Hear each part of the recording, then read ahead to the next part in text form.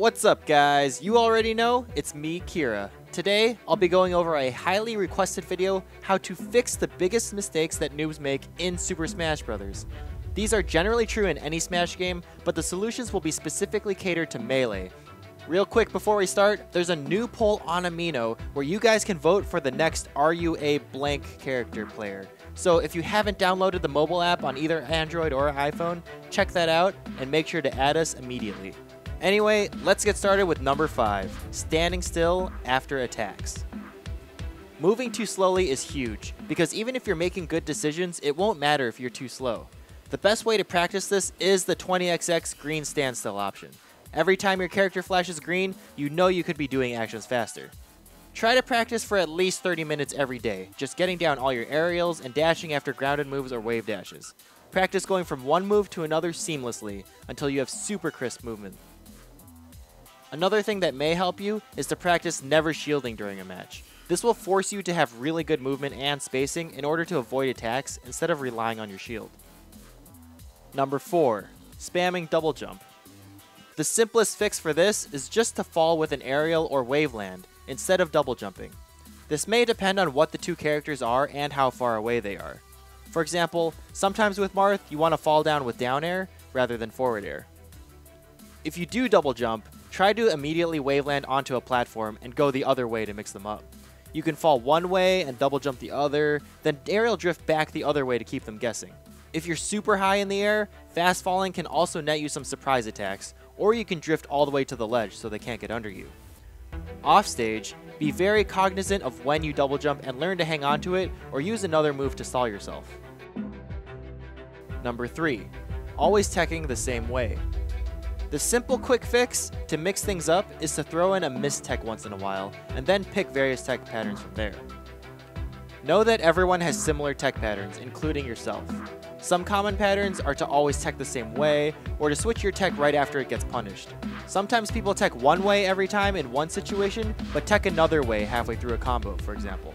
A lot of players like to tech back towards the stage when near the ledge, or tech in place on a platform.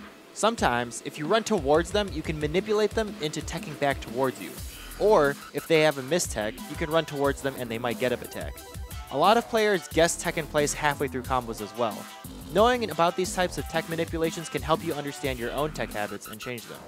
You can also roll your stick around to tech randomly, because if you don't know where you're going to go, then your opponent can't read you.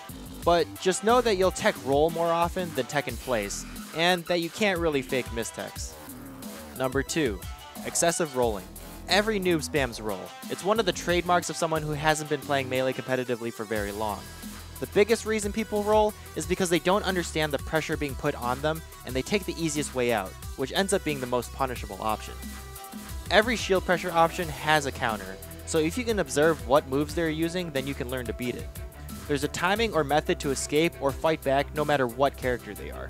Once you learn that, you can get free hits off of their bad shield pressure and you'll be addicted to not rolling.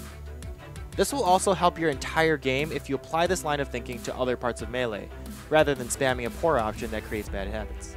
You can also wave dash out of shield to escape pressure, and if you can't directly hit them with an attack, then this is often the safest option. Even rolling at a different timing can be useful, as that makes it slightly harder to predict and punish. And number 1, shield grabbing. Shield grabbing is simply the result of a super high payoff move that works against people who aren't good enough to get around it. This option gets worse as you play better and better people. Getting rid of bad habits can be difficult, but start by replacing it with something else. Instead of shield grabbing, just always neutral air out of shield, for example. It doesn't matter what the option is, or even if it's good to do or not. All you want is to start chipping away at the layers of your own muscle memory. This also helps you learn when your second option is good to use and when it isn't. Then replace it with a third option, like wave dash out of shield, then with a fourth, and so on, until you understand these options better, when they're useful and when they aren't. Then once you're used to that, you can go back to using shield grabs at the appropriate time, rather than spamming them every time and just praying that they'll work. Thanks for watching everyone, but before you go, we want to know who your favorite Smash player is of all time. Vote by commenting below, and we'll tally them up and show you the results in our next video. Hope this video helped, and I'll see you next week.